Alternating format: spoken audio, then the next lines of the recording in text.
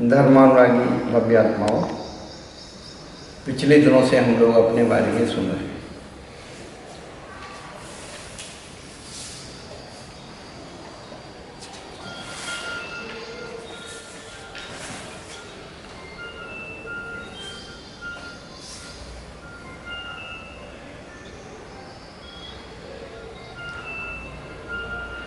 उमा स्वामी आचार्य विरचित तत्वार सूत्र एवं उस पर लिखी गई सर्वार्थ सिद्धि नाम की तत्वार्थ वृत्ति टीका बड़ी महत्वपूर्ण टीका है, लेकिन मूल शब्दों में जो भाव भरे हुए हैं, मूल शब्दों से जो अनुभूति है, सबसे पहले हमें उसे समझना चाहिए। हम बड़ी बड़ी व्याख्याएं सुनते आ रहे हैं और सुनेंगे, लेकिन मूल सूत्र क्या कहता है ये हमें समझना है। हम उस तत्वार्थ सूत्र की अनुभूति अपने इस जीवन में करें। हम तत्वार्थ सूत्र को बाहर ढूंढने जा रहे हैं, तत्वार्थ सूत्र कहीं बाहर नहीं, हमारे इस मन वचन काय में ही तत्वार्थ सूत्र का अस्तित्व है। यदि हम तत्वार्थ सूत्र को 6वें अध्याय से प्रारंभ करते हैं तो उसमें जो बताया है आश्रव के बारे में, शरीर वचन और मन, इसकी क्रिया के द्वारा संबंध होता है और उसे ही आश्रव कहा जाता है। और शुभ से पुण्य का आश्रव होता है और शुभ से पाप का आश्रव। ये जीवन की अपनी जीवंत कहानी है। प्रत्येक धर्म मजहब संस्कृति में शुभ और अशुभ की बात कही गई, पुण्य और अपाप की बात कही गई, अच्छे बुरे की बात कही गई। संसार में किसी भी धर्म मजहब संस्कृति में पैदा हुआ व्यक्ति दो ही शब्दों से परिचित होता है और दो ही शब्द महत्वपूर्ण हैं। अच्छे से अच्छा काम करते हैं तो कहता है बहुत अच्छा है, और खराब से खराब काम करते हैं तो ये बहुत खराब है, बुरा है। अच्छा और बुरा ये दो चीज़ें ही हमारे जीवन को उत्थान और पतन की ओर ले जाती हैं। अब अच्छा बुरा किनके द्वारा हो सकता है? तो ये हमारा मन वचन काय ही है। जब हम अच्छे करने वाले जो पंच परमेष्ठी हैं, पुण्य परमाणु हैं, इस मन वचन काय को उनकी आज्ञा में लगाते हैं, उनके आचरण में लगाते हैं तो पुण्य का आश्रय होता है। और इसी मन वचन काय को हम निष्प्रयोजन अनर्थ दंड में लगाते हैं तो वह नियम से पाप का आश्रय करता है। तो ये तत्वार्थ सूत्र हम सबको अनर्थ दंड से बचाने के लिए है, निष्प्रयोजन क्रियाओं को छुड़ाने के लिए है, जिनसे हमारा कोई लेना देना संबंध नहीं है, उनसे विरक्त कराने के लिए। तो 6वें अध्याय का सूत्र स्वहा पुण्य से स्वहा पापस्य, उसको ही जिज्ञासा रूप में रखा कि शुभ क्या है। तो 7वें अध्याय का प्रारंभ हुआ और हिंसा नितस्य ब्रह्म परिग्रेहो विरतिर्वृतम, जो 5 पापों से विरक्त हैं, 5 पापों के त्यागी हैं, उन्हें 5 पापों का त्याग करना व्रत कहलाता है। और वह व्रत देश सर्वतोमुपैति, एक देश से अणुव्रत और सर्वव्रत से महाव्रत कहलाता है। और उस व्रतों की अनुभूति के लिए पिछले दिनों हम आप सबको ही बता रहे हैं कि कोई हिंसक व्यक्ति बीमार पड़ गया, हिंसा नहीं की तो वह हिंसक नहीं कहलाता। जब तक उसमें भावनाओं का योग नहीं होगा, और भावना जो होती वो निरंतर चलती है, तो उन व्रतों की स्थिरता के लिए, शाश्वत बनाने के लिए एक एक व्रत की 5-5 भावनाएं आचार्य भगवंतों ने बताई हैं। इन पर यदि अपना चिंतन बार बार करते रहें, इसी की भावना करते रहें कि ऐसे व्रत मेरे जीवन में कब अवतरित हों, मेरे मन वचन काय का इस प्रकार से परिणमन हो जाए। अहिंसा व्रत में हमें बाहर नहीं, अपने अंदर परिवर्तन लाना है। हम बाहर बहुत परिवर्तन ला लिए, बाहर बहुत कुछ बदल दिया और उससे पंथ और संप्रदाय और दुनिया भर की चीज़ें बन गई, लेकिन अंदर किसके क्या परिवर्तन आया? यदि हम एक सूत्र रख करके अपने आप को परिवर्तित करें, ये सूत्र हमारे जीवन का दर्पण है, अहिंसा का दर्पण है। हम देखें कि अपने आप में हम कितने अहिंसक हैं। सीधा सा गणित है कि हम अशुभ ना बोलें, अशुभ ना सोचें, 4 हाथ जमीन लेकर करके चलें, वस्तुओं को देख सूत करके रखें, उठाएं और आलू के पान। अहिंसा तो हमारी भोजन पद्धति अहिंसा है। हमने सारी अहिंसा पूजन पद्धति में डाली। दिक्कत यही हो रही है कि जहाँ हमें अहिंसा की चर्चा करनी थी वहाँ हम हिंसक हो गए, और जहाँ हमें हिंसा देखनी थी वहाँ पर हम सब कुछ भूल गए। भोजन में अहिंसा की प्रतिष्ठा कीजिए, जीवन में अहिंसा का अनुभव होगा। बोलने में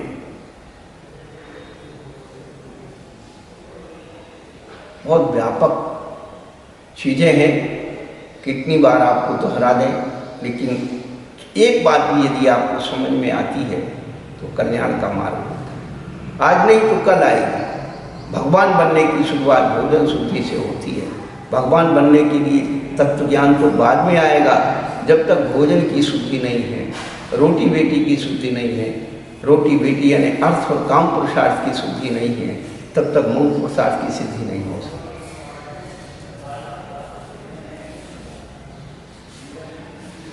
सत्य व्रत की भावना में, ये व्रत की भावना है, अणुव्रत और महाव्रत दोनों के साथ चलेंगे। ये मत सोचना कि गृहस्थों के लिए हैं या साधुओं के लिए हैं, नहीं। जो व्रत को अंगीकार करेंगे उन्हें हर 5-5 बातों का ध्यान रखना। क्रोध लोभ विरुद्ध हास्य प्रत्याख्यानान्यनुवीची भाषणम च पंच। क्रोध लोभ भय और हंसी का त्याग और अनुवीची भाषण। आज जितनी अव्यवस्थाएं हो रही हैं, नए विवक्षा को छोड़ करके नए आभास में जा रहे हैं, दृष्टांत को छोड़कर दृष्टांत आभास में जा रहे हैं। भोले जीव नहीं समझते हैं और उसे स्वीकार करो। ऐसा कोई मार्ग निरपवाद नहीं बचा, निर्विवाद नहीं बचा, चाहे वो आगम हो, अध्यात्म हो, न्याय हो, व्याकरण हो, सब ने अपना अपना गणित लगाकर उसे विकृत कर दिया। यदि हम लोग मूल ग्रंथों के स्वरूप को समझने की कोशिश करें तो वहाँ अपने आप को पाएंगे सत्य में। अन्यथा जो है, जो चल रहा है वो चलेगा, आगे भी चलेगा। लोग सुविधा के अनुसार अपने ग्रंथ बना लेंगे, परंतु ग्रंथों के अनुसार अपने जीवन को नहीं बनाएंगे। अनुविची भाषण का ही मतलब है, यदि हम आगम के अनुसार अपनी जीवनचर्या को बनाएं तो वह सत्य है, अन्यथा सब असत्य के खाते में है। और अचोर व्रत में भी शून्यागार, लोकावाद, परोपरोधाकरण, भक्ष शुद्धि, यहाँ भी भोजन शुद्धि की बात आई है। अहिंसा में भोजन शुद्धि की बात आई है, अचोर में भोजन शुद्धि की बात आई है। लोग कहते हैं कि भोजन की चर्चा इतनी क्यों होती है? हम ये कहते हैं बिना भोजन की शुद्धि के कुछ है ही नहीं। पूरा मूलाचार किससे भरा है? एक आहार शुद्धि से। संसार में अशुद्ध सोने को, जो स्वर्ण पाषाण है, उसको शुद्ध करने के लिए 16 ताव लगते हैं तो वो शुद्ध हो जाता है। लेकिन बंधु, ये भोजन की एक ग्रास की, साधु की भोजन की एक ग्रास की शुद्धि 40 दोष टलते हैं, तब वो एक ग्रास जो है शुद्ध होता है। लेकिन हमने उसकी विधि को छोड़ दिया और जो अन्य विधियां हैं उनको हमने। भक्त शुद्धि और सधर्म आविसंवादा, मेरी अपने जीवन में अचोर्यता की अनुभूति करना है। यही तो सब चीज़ें हैं। हमने भगवान की पूजा पद्धति को चुरा दिया, नाना प्रकार की संवाद कर लिए। अमृतचंद सूरी ने तत्वार्थ सार ग्रंथ की आश्रव अधिकार में अशुभ नाम कर्म की 9 कर्म में क्या लिखा है? चैत्यस्य गंध धूप माल्यादि मोषणम। जिनेंद्र भगवान की प्रतिमा के लिए रखे गए गंध धूप और माला को चुरा लेना ही अशुभ नाम कर्म के आश्रव का कारण है। मंदिर में गंध नहीं बची। गंध का मतलब है केसर, कपूर और चंदन, तीनों का जो मिश्रण है वो वास्तव में गंध कहलाती है। ना आज मंदिर में शुद्ध चंदन बचा है, केसर तो गई, कपूर है ही नहीं। 50 साल पहले जो हमने अपने जीवन में मंदिरों की अनुभूति की है कि शुद्ध चंदन का जो है मूठा मंदिरों में हुआ करता था। मंदिर बंद होने के बाद जब शाम को खुलता था तो खुशबू चंदन की आती थी। सुबह एकदम प्रातः काल खुलता था तो वो रात भर में गंध इतनी महकती थी। अब कहाँ मंदिर में चंदन की गंध आती? सब डुप्लीकेट हो गया। आप खाने में, भोगने में संसार की कीमती से कीमती वस्तुएं खरीद रहे हैं, लेकिन जो चीज़ कीमती और होती जाती, दाम बढ़ते जाते, उसे पाप मान के छोड़ते जाते। कौन लाए? और धूप तो बिल्कुल खत्म हो गई मंदिरों में, क्योंकि वेदियों में, मंदिरों में पूरा सोने का काम हो गया। साहब भी खराब हो जाएंगे, ये हो जाएंगे। दक्षिण भारत में कहीं सोने का काम नहीं है, सब मूल पत्थर के बने हुए हैं और खूब धूप। और अब खैर सब जगह प्रभाव है, लेकिन जो भगवान जिनेंद्र के पूजा की सामग्री का भी हम लोग कर रहे तो चोरी है। और गंध माल्य आदि मोक्षण, हम क्या क्या आपको बताएं? आगम के बाद, आचार्यों के बाद बताने का अधिकार है। आप क्या करते हो, क्या करोगे, ये मेरा कोई विषय नहीं। अभी अतिचारों में उसी बात को बताया जाएगा, लेकिन यहाँ प्रसंग अनुसार हम ये बता रहे हैं कि सधर्मी अविसंवाद, हम साधर्मियों से विसंवाद करना शुरू कर दिए हैं, या फिर अपनी मनमानी करते हैं और कहते भैया हमें विसंवाद नहीं करना। सच बताओ तो कहते भैया आप अपनी मानो, हमारी हम आपकी नहीं मानते, आप अपना देखिए, हम अपना देखिए। यही तो चोरी है। सच बता रहे हैं तो आपका चोरी लगे।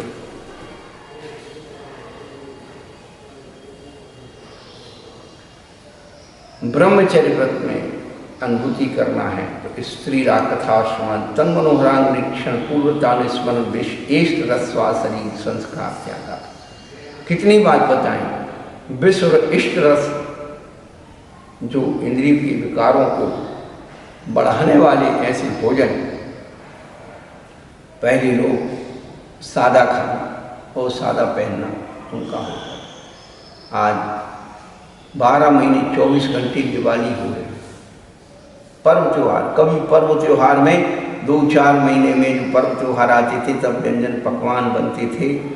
आज घर घर में व्यंजन पकवान 24 घंटे तैयार हैं और इसीलिए ये विकार भी, बीमारियां भी उत्पन्न हो रही हैं। ये ध्यान रखना, आमदनी से अधिक खर्च होता है तो कर्ज बढ़ता है, और इंद्रियों की क्षमता से अधिक भोग भोगे जाते हैं तो मर्द बढ़ता है। ये डबल रोटी डबल बेड, इसने सारे आपकी साधना को बर्बाद कर दिया है। ये लोग की पुनः स्थापना जब तक नहीं होगी, इनका दो का शुद्धिकरण नहीं होगा, रोटी और बेटी का शुद्धिकरण नहीं होगा, परमात्मा बन नहीं सकते। कितने तत्व ज्ञानी बन जाओ, शास्त्र ज्ञानी बन जाओ, फलाने ज्ञानी बन जाओ, उससे कोई मतलब नहीं। ये तो क्षुद्र ज्ञान है। लोगों ने ऐसे अजय लोगों ने समय साल पर डीलेट और PhD कर ली तो क्या समय साल की अनुभूति हो गई है? और नित्य इतर लोगोदिया जी वहाँ सिद्धालय पर सिद्धों से बिल्कुल सट के बैठा है तो वह सिद्धत्व की अनुभूति होगी।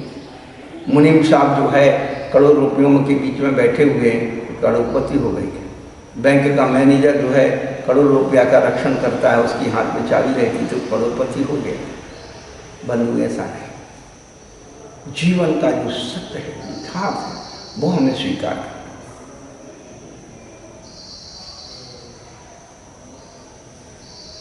अपरिग्रहित की 5 भावनाओं में मनोज्ञा मनोज्ञानी विषय राग देश पर जनानी पंच। बार बार हम इसलिए बताते हैं कि ये अध्याय बड़े महत्वपूर्ण है। कुछ नए लोग सुन रहे हैं उनको आएगा, और पुराने लोग सुन रहे हैं, कितनी बार उसे पेशन करिए। ये मत सोचिए कि रोज यही बात आती है, रोज नया बात, कुछ नई अनुभूति हम पैदा करो, उसको समझने की कोशिश। हमारे पंचेंद्रियों के जो विषय हैं, जो अच्छे लगने वाले, उनमें राग करते हैं, थोड़े से फीके लगते उससे द्वेष करते हैं। यही हमारे जीवन में परिग्रह की भावना को निष्प्रहता लाना है। तो दूसरों के परिग्रह को देख करके अपने राग देश को मत बढ़ाइए, वही हमारे जीवन की निष्प्रहता है। यदि दूसरे के परिग्रह को देख करके स्वयं के अंदर राग देश उत्पन्न होता है तो स्वयं की निष्प्रहता कलंकित होती। हम दूसरे का कुछ नहीं बिगाड़ना, अपना स्वयं का बिगाड़ना। क्या जरूरत है दूसरे के बारे में, आपने स्वयं की, तुझे क्या जरूरत है, तुम अपने बारे में सोच। लेकिन अपना तो छोड़ दिया, दूसरों के पीछे, उसके पास ये है, फलाना ढुमका, ये परिग्रह, वो परिग्रह, दूसरे के परिग्रह गिनाने में लगी नहीं जाना। क्या होना जाना है? किसी का परिग्रह साथ में है और किसी का माथ में है। ये माथ वाला दिखता नहीं है, साथ वाला दिखता है। हो बड़ी बड़ी संस्थाओं के लीडर बने हैं, बड़े बड़े वो ये तो जीवंत परिग्रह। आचार्य तो कहते हैं साहब, जब सूक्ष्म रीति से अपन चिंतन करेंगे तो वो बात समझ में आएगी। इन 5 पापों से कैसे छूटें, तो उनका परिणाम सामने रख लें। पाप करने के पहले कि जब हिंसादी पाप करते हैं तो लोक में निंदा होती है, सजा मिलती है, और परलोक का हमारा बिगाड़ हो जाता है। इसलिए पाप नहीं करना। नहीं महाराज, पाप करने वाले सुखी हैं, पुण्य करने वाले बड़े दुखी हैं, धर्म करने वाले, तो उनके लिए एक सुख दुख में हो, दुख रूपी है। हिंसादी पाप दुख रूपी, उनसे आकर्षित मत होइए कि पाप करने वाला सुखी दिख रहा है तो हम भी पाप करें, नहीं। उसी के लिए आचार्य ने एक से सूत्र बहुत अलग से हमने कई बार चिंतन किया इस सूत्र के बारे में कि ये सूत्र जरूरत क्या थी। जब ऊपर सब बता दिया कि हिंसा करने से इस लोक में बदनामी होती, फलाना होता है, पर लोग बिगड़ जाता है, इतनी बात सब बहुत सी, लेकिन अलग से एक सूत्र बनाया कि किसी की भी आस्था जो है डिगमिग ना हो जाए कि पाप करने वाला तो बहुत सुखी दिख रहा है और पुण्य करने वाला दुखी दिख रहा है। तो नहीं भैया, जब हम धर्म करते हैं तो पुण्य कर्म की स्थिति में आगे बढ़ते हैं, पाप की कर्म की उदीर्णा होती है, उदय में आके फिरते हैं, और उसी दिन के लिए हमने धर्म किया है। धर्म तो इसी दिन के लिए कर्म काटने के लिए किया जाता है। तो कर्म काटेंगे के लिए तो पहले तो पुण्य कर्म करके पाप कर्म को काटा जाता है। और पाप पुण्य कर्म को कैसे किया जाता है? वैराग्य के द्वारा, पुण्य कर्म को ध्यान के द्वारा जो है निष्क्रिय किया जाता है। जैसे वस्त्र को साबुन लगा करके मैल को धोया जाता है, लेकिन साबुन को कैसे धोया जाता है? जब तक वस्त्र में मैल है तब तक वस्त्र को कूटा जाता है, पीटा जाता है, छाटा जाता है, पछाड़ा जाता है, और जैसे ही मैल निकल जाता है तो फिर क्या करते हैं? उस वस्त्र को निर्मल पानी में डाल करके ऊपर नीचे करते हैं, तो वह साबुन का जो है रस भी पानी के साथ धुल जाता है। ऐसे ही पाप कर्म को काटने के लिए पुण्य की बहुत ज़रूरत है, पर पुण्य को चिपका के नहीं रखना। पुण्य भी कपड़े के साथ नहीं रहता है, यदि रह भी जाए तो आप देखिए कपड़े को भी छीन कर देना। इसलिए पहले पाप कर्म को काटने के लिए पुण्य कर्म की जरूरत है, और पुण्य कर्म को धोने के लिए ध्यान की जरूरत है। ध्यान रूपी जल, उसको आचार्य ने ध्यान को अग्नि भी कहा, जल भी कहा, वायु भी कहा। जो धारणाएं जो बताई हैं अग्नि धारणा, वायु धारणा, पृथ्वी धारणा, ये धारणाएं जो है ध्यान के प्रतीक है, जो उस मैल को धोते हैं, सुखाते हैं, गलाते हैं, जलाते हैं, तो वो सब चीजें संसार में 4 प्रकार के जीव हैं। एक साधारण प्राणी मात्र, उनके प्रति हमारा कैसा व्यवहार होना चाहिए। कुछ गुणी हैं, उनके प्रति कुछ दुखी हैं और कुछ दुष्ट हैं। दुष्ट ये ध्यान रखना, संसार में ये 4 प्रकार के। दुष्ट किसे कहते हैं? मैत्री तो सब प्राणियों में होगी, सबसे सुमित्रम। और गुणीवान गुणीषु प्रमोदम, और दुखी जीव गिरते हैं।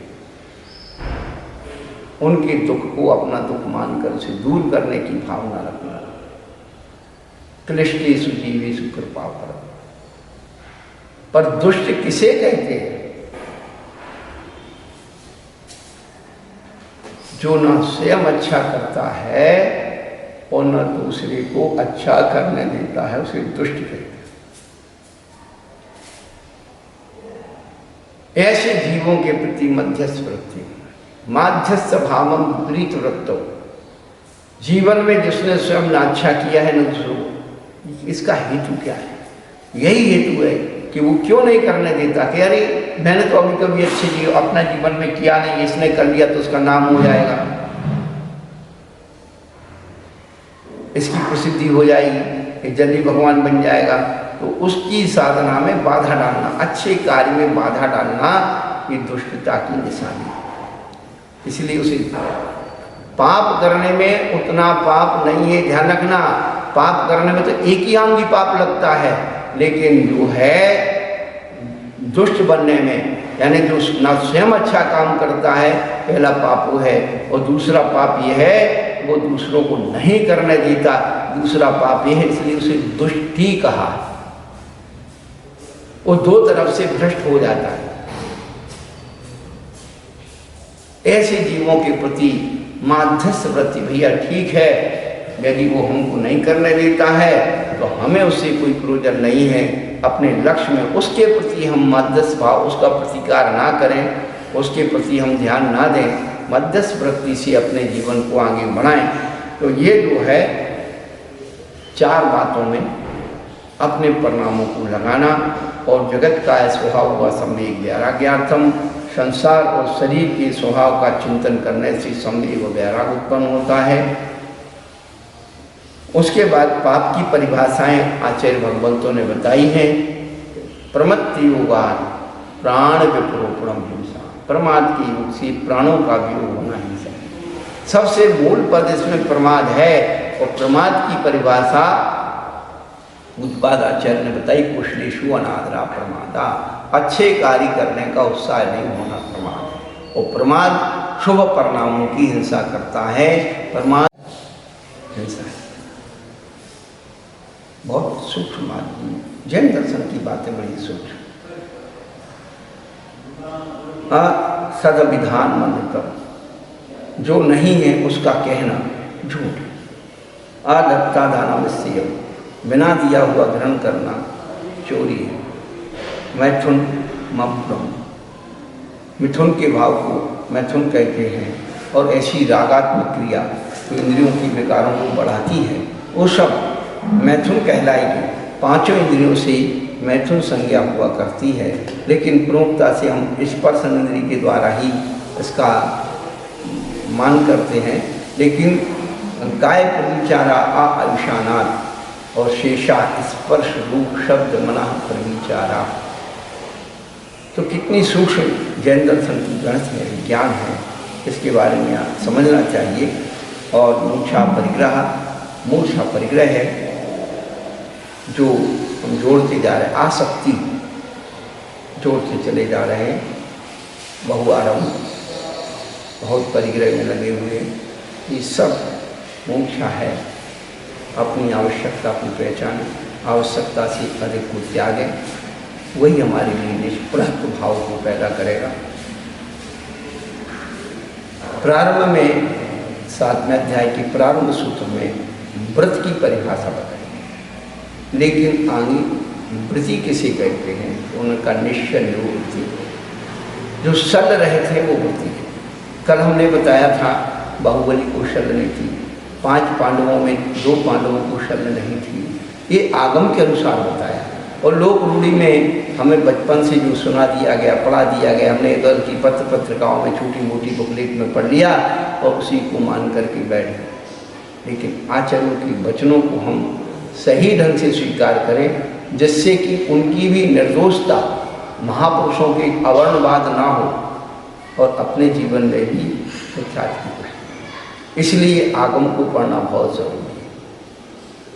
और इस संदर्भ में किसी को भी कोई शंका है, आप कभी पूछ लेना, हम आपको बिल्कुल आगम के अनुसार ही कोशिश करेंगे, अनियोग विवक्षा से। ये बात ध्यान रखना, हर बात यदि अनियोग विवक्षा से कही जाएगी तो बिल्कुल सही होगी, और अनियोग विवक्षा को छोड़ दोगे, हम कितना भी सही बोलें वो सब गलत। हमें सबसे पहले अपने वक्तव्य में चाहे नए विवक्षा हो कि किस नए से कौन सी बात ये सही है, इस नए से ये बात ये सही।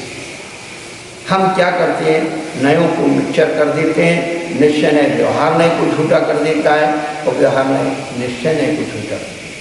लेकिन एक सिक्के के दोनों पहलू हैं। मुख्य और गौण की व्यवस्था हमारे यहाँ बहुत सारी चीज़ें जो हैं हम लोगों ने उसको समझा नहीं। कार्य कारण, निमित्त उपादान, मुख्य गौण, हे उपाधि, ये शब्द हैं, ये दो के जोड़े हैं। इनके बारे में हम लोग यदि सही ढंग से समझ लें, बहुत सारी शंकाओं का समाधान है। आजकल लोग दृष्टांताभास और कुतर्क, ये 2 चीज़ों में लगे हुए। दृष्टांताभास और कुतर्क, इससे अपनी बात की पुष्टि कर। कल ये कोई प्रसंग आया था कि एक मत ऐसा मानता है कि आत्मा और कर्मों का बंध कैसे है, तो आत्मा का और कर्म का बंध ऐसे है जैसे गाय के गले में रस्सी। अब गाय के गले में रस्सी क्या है, तो बोले रस्सी से रस्सी बंधी है, गाय स्वतंत्र। इसको आचार्य कहते हैं दृष्टांताभास। आत्मा और कर्मों का संबंध तो संश्लेष संबंध है, दूध पानी की तरह है, बिना प्रक्रिया की वह निकल नहीं सकता। बिना तपाए दूध पानी से पृथक नहीं हो सकता, बिना हंस की दृष्टि के दूध पानी अलग नहीं हो सकता। लेकिन जो मन में आता है सो बोलते हैं ना, आगम में मिले ना मिले, आचार्यों की बात से मिले या ना मिले, बहुत सारी विसंगतियाँ कुतर्कों ने और दृष्टांताभासों ने पैदा की। हम लक्षणावली से बहुत दूर हो गए। हम लक्षणावली को सबसे पहले, हम बार बार कहते हैं स्वरूप भेद और स्वामी भेद, ये सूत्र अपने जीवन में रखिए और किसी भी बात का आप अध्ययन करोगे तो आपको आपकी बात का आपको सही जवाब स्वयं से मिल जाएगा। लेकिन वही स्वरूप अलग है, स्वामी अलग है, इसलिए विसंगति उत्पन्न होती है। तो निश्चल और वृत्ति निश्चल होता है। कल माया मिथ्या निदान शल्य के बारे में बताया था, इसलिए आपके पास टेक हो तो उसको सुन लेना। लेकिन बड़ा महत्वपूर्ण है कि शल्य का स्वामी 4थे गुण स्थान पर है और बंध का स्वामी 5वें गुण स्थान पर है, और कषाय जो है माया कषाय 9वें गुण स्थान पर है।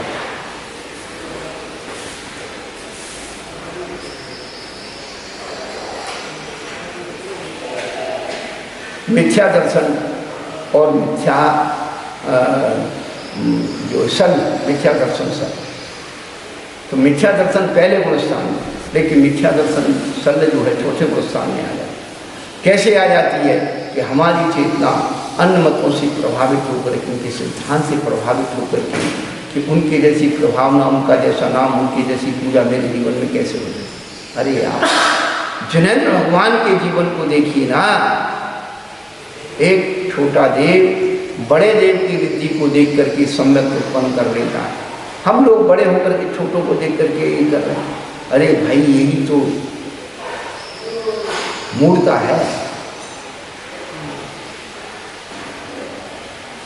कहने का अभिप्राय कि हम उसके स्वरूप को अच्छी तरह से समझ लें, कभी भटकने की जरूरत नहीं पड़ती। भावों में सल्ल होती है और भव का बंध होता है, ये दोनों काम। आगामी भवों में मैं ऐसी इंद्र पद मिल जाए, चक्रवर्ती की संपदा मिल जाए, या ये जो है नारायण की संपदा मिल जाए, धर्मेंद्र की ये निदान बंद करके दिगंबर साधु और गुणस्थान से चुप होकर के वो प्राप्त हो। बड़ी चीज मिलना थी और तुच्छ में संतुष्ट हो। तो थोड़ा दे करके ज़्यादा चाहना करना, ये जो है सल है। और बड़ी चीज़ के द्वारा छोटी चीज़ ले लेना, वो निदान है। बस इतनी सी थोड़ी सी ये अपने समझ में डाल लो और आपको फिर क्लियर हो जाए। फिर वृत्तियों के भेद किए, अगार्य नगारस्य, अगारी और अनगारी। अणुवृतो गारी, जो अणुवृत्ति है उन्हें अगारी कहा। वास्तव में अगारी कौन है? जिसके घर में अणुवृत्त वाले। आप ग्रस्त हैं, चारों संज्ञाओं के संस्कार से ग्रसित हैं, लेकिन अगारी बनना है तो अणुवृत्ति बनना होगा। चारों संज्ञाओं की सामग्री को सीमित और मर्यादित करना होगा, तब व्रतों की अनुभूति होगी। ऐसे व्रतों की अनुभूति होने वाली नहीं है बंधु। अणुवृत्तों का भी। उसके बाद उन्होंने दिग्देशा, नर्थ दंड व्रत, सामायिक, कोष लोक, वाशो, भोग, परिभोग, परिमाणादि की संविभाग व्रत संबंध। ये बड़ा महत्वपूर्ण सूत्र है। ये जीवन को दिशा देने वाला सूत्र कि आप अपने भोग की हर चीज को, अनर्थ दंड को रोकना है, निष्प्रयोजन क्रियाओं को रोकना है। तो दिग्व्रत, जीवन पर्यंत में 10 दिशाओं का बंधन कर लेना, ये दिग्व्रत। और प्रतिदिन ग्राम, नगर, गली, बाग, बाजार, घर का नियमन करना, प्रतिदिन नियम लेना, ये देशव्रत।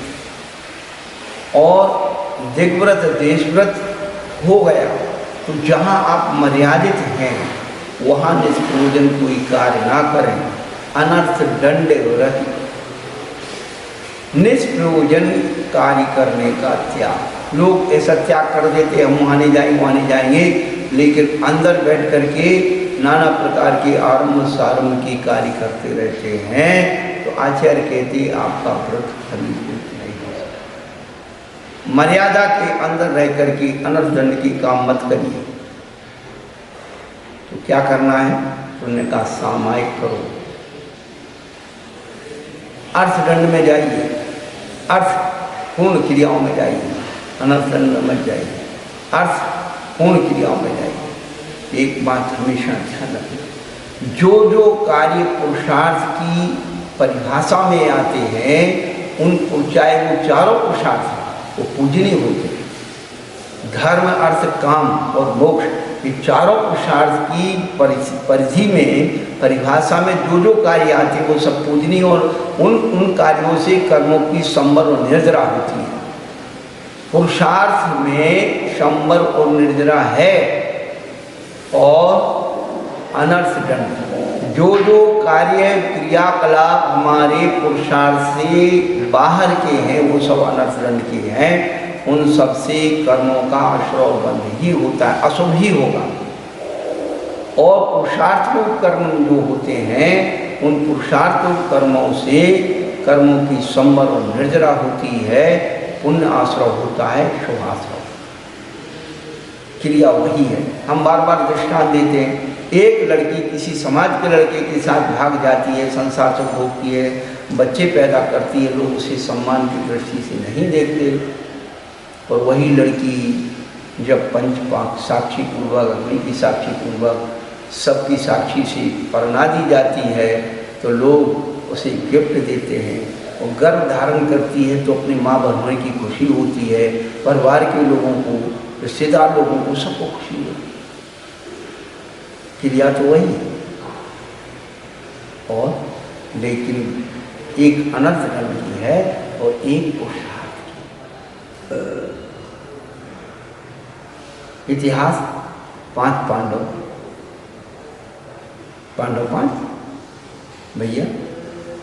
कर्ण किसका बेटा है? वही पांडव, वही कुल। लेकिन 5 हमेशा पांडव 5 ही कहते, उसको अलग करके। क्यों? वो सामाजिक और धर्म की मर्यादा से अनट बन सकता, भले उसने जो भी किया हो, जो हुआ उसका मेरा कोई विकल्प नहीं है। वो तो कर्म की गतियाँ ऐसी ही है संसार। लेकिन अपनी दृष्टि, अपनी चेतना में ये सब बातों को जागृत करना, तो जो क्रिया पुरुषार्थ की उसमें आती है मर्यादा में, वो सब पूजनीय हो जाती है। और पुरुषार्थ से जितनी क्रियाएं हैं वो सब अनर्थदंड है और पाप। तो उन्होंने कहा सामायिक में रहो और प्रोषधोपवास सामायिक में करो, तो कम से कम भोजन आदि की विकल्प छोड़ो। सामायिक में बहुत ज़्यादा मन है, और उसमें भोग परिमाण रखिए।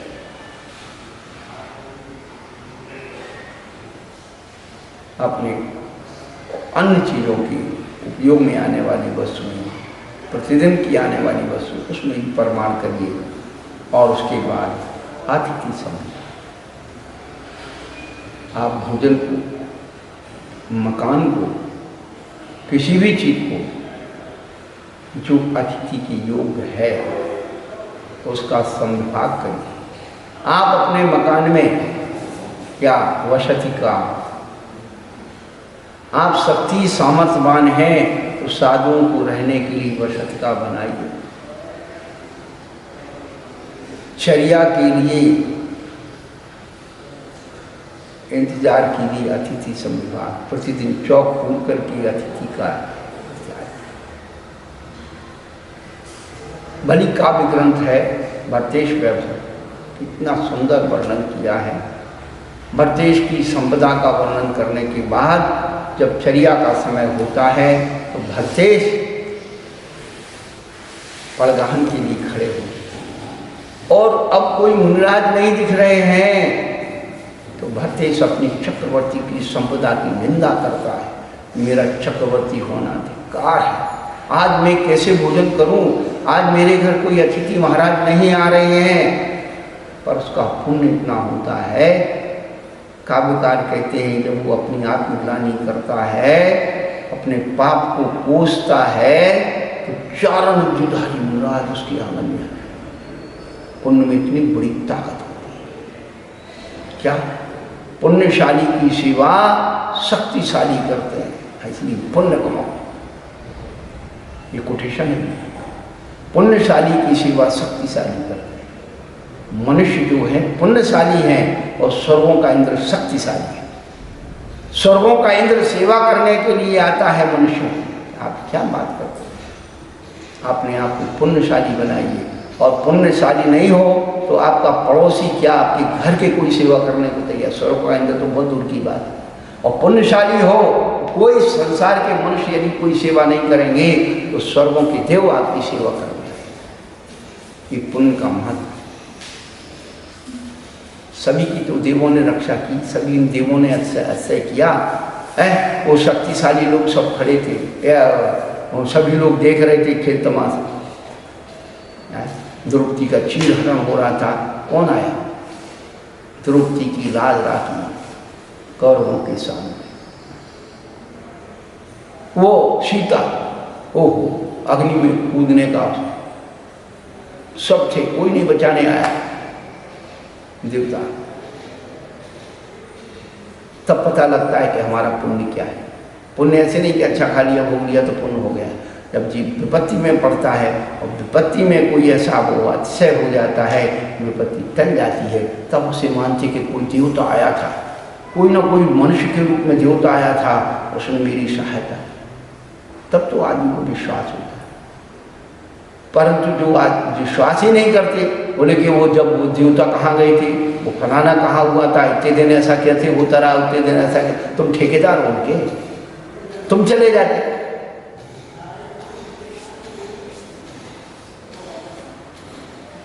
बस यही करना आप लोग का।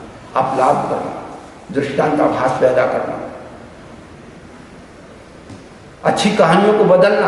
आज हम देख रहे हैं आगम की पूरी कहानियों को बदल रहे लोग, हम तो आश्चर्य हो रहा है क्या होता। क्यों? उनकी मान्यता से वो कहानी खरीद गई। एक जगह के अनुवादक ने लिख दिया ये कहानी तो है ही नहीं, आगम की नहीं है, हम तो आगम पढ़ रहे ना। सब कहानियों को बदले, दृष्टांतों को बदले। भाई खुद को बदल लो ना, कहानी और दृष्टांत को बदलने से क्या होगा?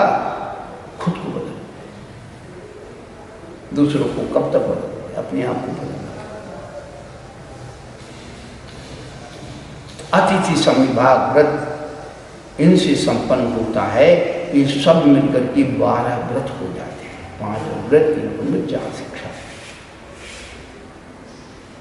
अब वो वृत्ति जो होता है मारणांत किंग शल्लेखना विभूषिता, मरण के अंत में प्रीतिपूर्वक सल्लेखना का सेवन करने वाला। और सल्लेखना क्या चीज है? सौभाग्य मिला है, सल्लेखनाएं देखी हैं, करें क्या विशुद्धि में छपक्की होती है और होना चाहिए। क्या उसका क्लाइमेट होता है, कौन व्यक्ति उस सल्लेखना का पात्र है, कैसी परिस्थितियों में सल्लेखना को ग्रहण किया जाता है। सल्लेखना व्रतों का फल है। अंतः क्रियाधिकरणम तपा फलम सकल दर्शनम तस्माध्यावत विभम समाधि मरणम प्रयतितव्यम। शमन भद्राचार्य ने सल्लेखना को तप का फल कहा। अरे महाराज हमारी अच्छी समाधि करा देना, अरे महाराज हमें भी समाधि करा देना। अरे भाई हम लोग तो पटके थे, इतने सब कुछ सहन कर रहे हैं और हम भी सोचते थे आज बस अंत समय में जिगमंडल ले लेंगे, नमोकार मत सुन लेंगे, समाधि हो जाएगी। अरे भाई समाधि क्या है? इस जन्म में जो दर्शन ज्ञान 4 तप की साधना का संस्कार है, 4 आराधनाओं के संस्कार को इस भव से अगले भव में ले जाने की विधि का नाम सल्लेखना है।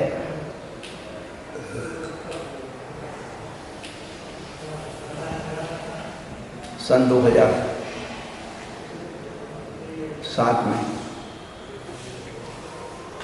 छोलापुर में थे, एक अम्बानी गांव में कहीं सल्लेखना को उन्होंने स्वीकार कर लिया था।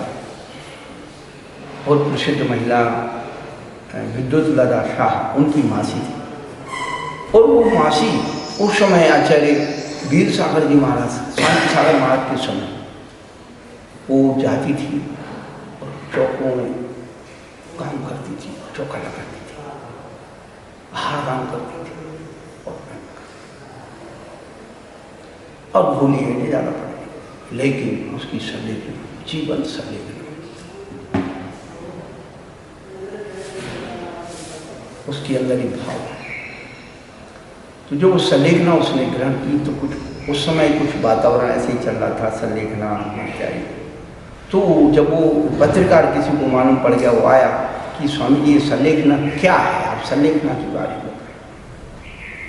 अभी 2015 में 22 अगस्त के साथ आए और उस दिन जो है पूरा देशव्यापी आंदोलन सल्लेखना के लिए हुआ, क्योंकि दिगंबर श्वेतांबर तेरापंथी थानकवासी सबके लिए सल्लेखना माना। तो चारों संप्रदाय के लोगों ने एक आंदोलन किया और सरकार जो बिल पास कर रही थी गलत था तो उसको रुकवा। सल्लेखना क्या है? वास्तव में संसार के जितने प्राणी हैं, प्राणी मात्र, कोई जैन से उसका कोई संबंध नहीं, प्राणी मात्र जीव हैं, वो जीना कैसे चाहते हैं? सब शांति से जीना चाहते हैं। वो मरना कैसे चाहते हैं? शांति से मरना चाहते हैं। तो शांति से मरने की विधि का नाम सल्लेखना है। सल्लेखना को जीव स्वयं स्वीकार करता है, जबरदस्ती थोपी नहीं जाती। यही तो एक दिक्कत है। किन किन परिस्थितियों में सल्लेखना का स्वरूप पैदा होता है? तो समद भद्राचार्य के सदगृहस्थों के लिए रत्नकृत सापाचार लिखा है ना सल्लेखना का। तो कहा उपसर्गे दुर्भिक्षे जरसी रुजायाम प्रतीकारी धर्माय तनु विमोचन माहू सल्लेखना। उपसर्ग हो दुर्भिक्ष हो और ऐसा रोग। तीनों चीज़ों के विशेषण क्या है?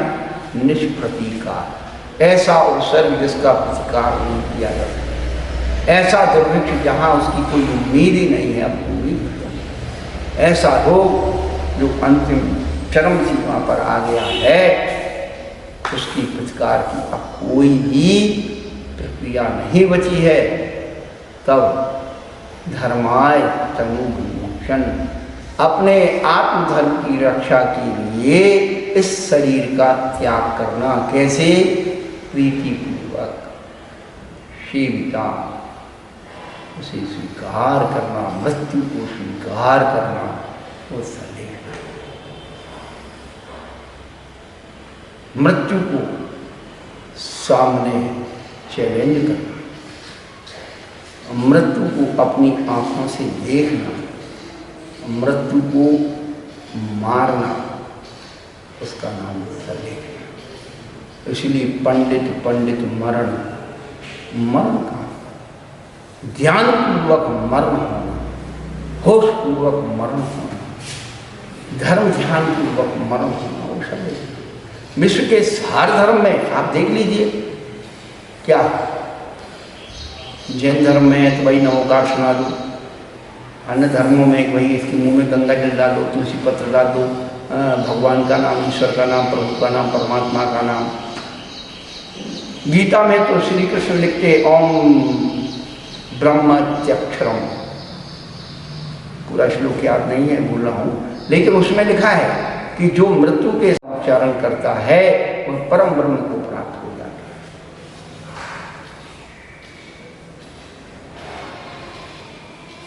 तो मृत्यु के समय किसी भी व्यक्ति को कोई मंत्र है, जाप है, धर्म ध्यान है, दान है, पुण्य है, सारी प्रक्रियाएं आदमी उससे कराता है और प्रेरणा देता है उसकी, जिससे कि उसका भाव सुधरे। लेकिन जैन विधि तो अपनी विधि है, ये कहने का अभिप्राय है कि शांति पूर्वक मरण की विधि का नाम सलेख है। और हर प्राणी शांति से मरना चाहिए। तो ये जैन धर्म को समझने की, हमें जैन धर्म को समझने की जो प्रक्रिया है, ये तत्वार्थ तो हमें समझाता है। ये हमारे जीवन का सुव्यवस्थित चक्र है, जीवन चक्र। मनुष्य जीवन में बचपन से बचपन और बचपन से बुढ़ापा और मृत्यु की सारी प्रक्रिया बिल्कुल एक रेखांकित करने वाला गणित, कि आप अपने व्यवस्थित जीवन को, ग्रस्त जीवन को कैसे व्यवस्थित जी सकते हो, इसका ये फार्मूला है, इसकी ये कानून विधि है। इसके द्वारा हम अपने जीवन को अजर अमर बना सकते हैं। तो कहने का अभिप्राय भैया कि अपने इस मनुष्य जीवन की कीमत को पहचानो। ये हमने बड़ी पुण्य से प्राप्त की है, इसका सदुपयोग कैसे करना है जिससे पुण्य की अभिवृद्धि हो। महावीर